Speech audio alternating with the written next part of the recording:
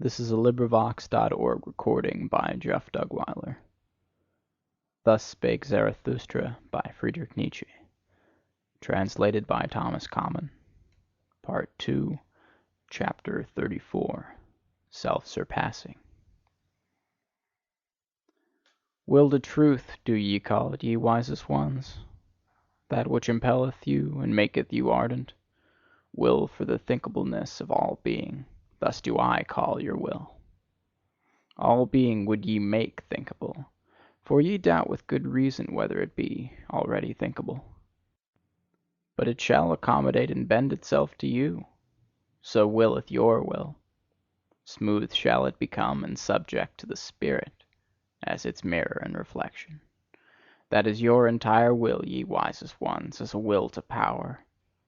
And even when ye speak of good and evil, and of estimates of value, ye would still create a world before which ye can bow the knee, such is your ultimate hope and ecstasy. The ignorant, to be sure, the people, they are like a river on which a boat floateth along, and in the boat sits the estimates of value, solemn and disguised. Your will and your valuations have put ye on the river of becoming. It betrayeth unto me an old will to power, what is believed by the people as good and evil.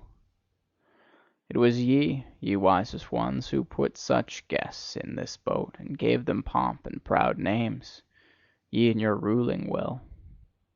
Onward the river now carrieth your boat, it must carry it. A small matter if the rough wave foameth and angrily resisteth its keel.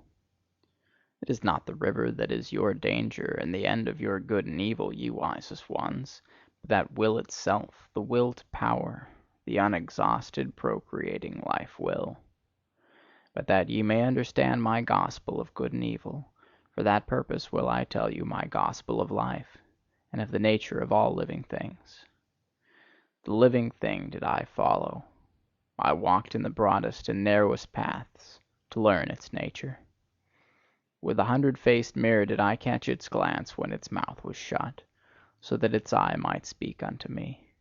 And its eye spake unto me. But wherever I found living things, there heard I also the language of obedience. All living things are obeying things. And this I heard secondly: whatever cannot obey itself is commanded. Such is the nature of living things. This, however, is the third thing which I heard, namely, that commanding is more difficult than obeying.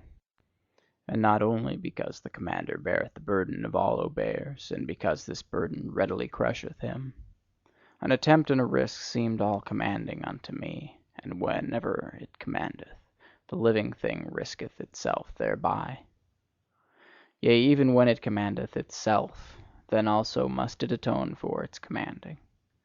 Of its own law must it become the judge and avenger and victim. How doth this happen? So did I ask myself.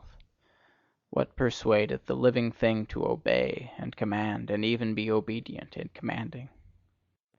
Hearken now unto my word, ye wisest ones. Test it seriously, whether I have crept into the heart of life itself, and into the roots of its heart. Wherever I found a living thing, there found I will to power, and even in the will of the servant found I the will to be master. That to the stronger the weaker shall serve, thereto persuadeth he his will who would be master over a still weaker one. That delight alone he is unwilling to forego.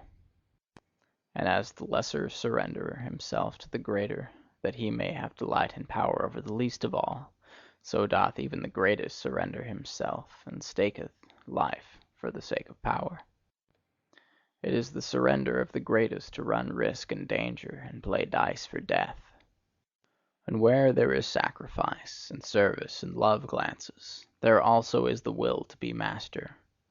By byways doth the weaker then slink into the fortress and into the heart of the mightier one, and there stealeth power. And this secret spake Life herself unto me. Behold, said she, I am that which must ever surpass itself. To be sure, ye call it will to procreation, or impulse towards a goal, towards the higher, remoter, more manifold. But all that is one and the same secret. Rather would I succumb than disown this one thing. And verily, where there is succumbing and leaf falling, lo, there doth life sacrifice itself for power. That I have to be, struggle, and becoming, and purpose, and cross purpose.